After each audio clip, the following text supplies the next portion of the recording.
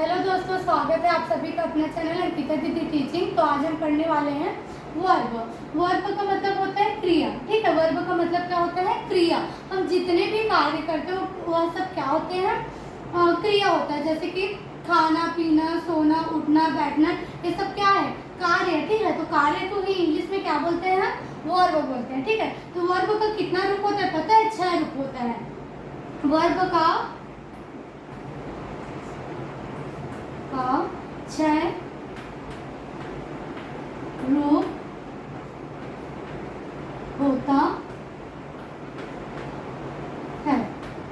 ठीक, वर्ब का कितने रूप होता है? 6 रूप होता है। जैसे कि एक वर्ब लेते हैं पूछना। ठीक है, पूछना भी क्या है? एक क्रिया है ना। तो पूछना को क्या बोलते हैं? हम आस्क बोलते हैं। क्या बोलते हैं?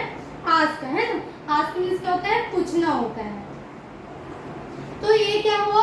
जो चीज को हम इंग्लिश में जो बोलते हैं, ठीक है, कोई भी वर्ब को हम इंग्लिश में बोलते हैं, वही क्या होता है? हमारा वर्ब का पहला रूप होता है। ठीक है, जैसे कि पूछना को हम इंग्लिश में क्या बोलते हैं?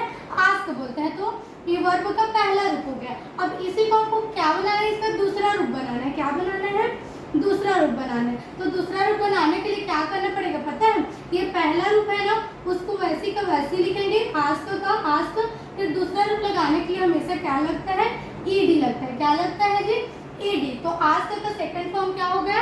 आस्केट हो गया। ठीक है, अब तीसरा रूप बनाते हैं। तो तीसरा रूप बनाने के लिए भी क्या लगता है? पहले तो जो पहला रूप है उसको लिखना पड़ेगा आस्क, और तीसरा रूप बनाने के लिए हमेशा इसमें भी क्या लगता है? ईडी लगता है। ठीक है, तो वर्ब का तीसरा रूप बनाने के लिए भी क्या लग गया? ईडी। तो आस्क का थर्ड फॉर्म क्या हो गया? आस्केट हो गया। ठीक, फिर उसके बाद फोर्थ फॉर्म है ना। तो फोर्थ फॉर्म बनाने के लिए क्या लगेगा? सबसे पहले पहला रूप को लिखते हैं, क्या है? आस्क। तो आस्क आ गया। अब इसका चौथा रूप बनाना है ना। तो चौथा रूप बनाने के लिए लास्ट में वर्ब का क्या लिखना पड़ता है? ING। तो ये क्या हो गया? आस्किंग हो गया। तो आस्क का फोर्थ फॉर्म क्या हो गया?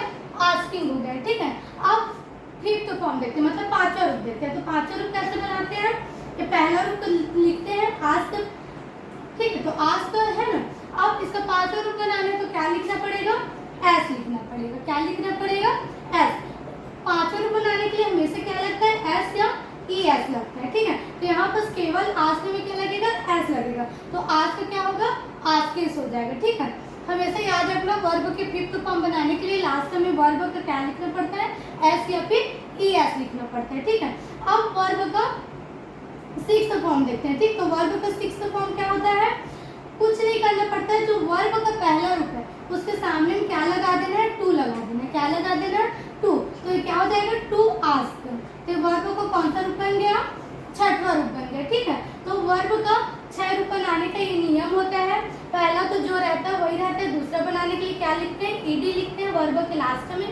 तीसरा रूप बनाने के लिए भी लास्ट में क्या लिखना पड़ता है? ईडी लिखना पड़ता है। चौथा रूप बनाने के लिए क्या लिखना पड़ता है? वर्ब के लास्ट में ING लिखना पड़ता है।